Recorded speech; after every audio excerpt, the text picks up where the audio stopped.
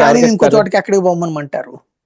కాబట్టి ఏదో గుడ్డె దిశలో పడ్డట్టు రాసి పడేశారు. పైగా రాసేటప్పుడు దేవినేని కొంచెం అవినాష్ ఉండాలి. పెనమలూరు అడుగుతారా? అదేవిధంగా ఎందుకు అడుగుతారు? అది కంకిపాడు లాంటిది అనమాట. సుదీర్ఘకాలం పాటు తెలుగుదేశం పార్టీని గెలుస్తూ వచ్చేది కంకిపాడు ఎప్పుడు కూడా. పాప ఆయన మీద ఎప్పుడు ఆ నాగేశ్వరరావు ఆయన ఓడిపోతానే ఉండేవాడు, ఎలమంచిల నాగేశ్వరరావు. 27 సంవత్సరాల తర్వాత ఈయన నెహ్రూ వెళ్ళి కాంగ్రెస్ లోకి వెళ్ళి ఆయన తెలుగుదేశంలోకి వస్తే అప్పుడు మళ్ళీ తెలుగుదేశం తరఫున ఆయనే గెలిచాడు, నెహ్రూ గెలవలేదు అప్పుడు కూడా. అంటే అది అట్లా ఫిక్స్డ్ సీట్ అయిపోయింది. ఇప్పుడు ఆ కంకిపాడునే చీల్చి పెనమలూరుగా చేసింది. పెనమలూరు ఈ రోజు వరకు వైసీపీ గెలవలేదు అక్కడ. మధ్యలో ఈయన గెలిచినట్టున్నాడు కదా, పార్థసారథి గెలిచారు. కాబట్టి మొత్తం 3 టర్మ్స్ లో ఒకసారి పార్థసారథి గెలిచారు, ఒకసారి తెలుగుదేశం గెలిచారు, 2 సార్లు తెలుగుదేశం గెలిచింది అక్కడ. కాబట్టి అక్కడ పెనమలూరుకి సంబంధించినంత వరకు ఇతను అడిగితే ఇస్తారు, వాళ్ళకి పెద్ద ప్రాబ్లం లేదు. ఎందుకంటే సరైన క్యాండిడేట్ కూడా లేదు పెనమలూరు.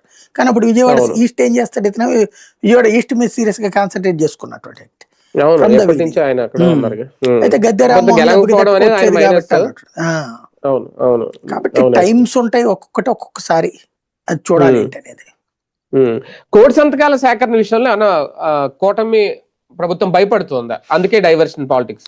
ఖచ్చితంగా. అంటే పబ్లిక్ ప్రైవేట్ పార్టిసిపేషన్ గురించి నిన్న కూడా ఉపన్యాసాలు ఇచ్చారు చంద్రబాబు గారు. అది ప్రభుత్వ ఆజిమాయిషీని అని. మెడికల్ కాలేజీలు, ఇంజనీరింగ్ కాలేజీలు, లేకపోతే డిగ్రీ కాలేజీలు, ఇంటర్మీడియట్ కాలేజీలు ప్రభుత్వ ఆజిమాయిషీ కాకపోతే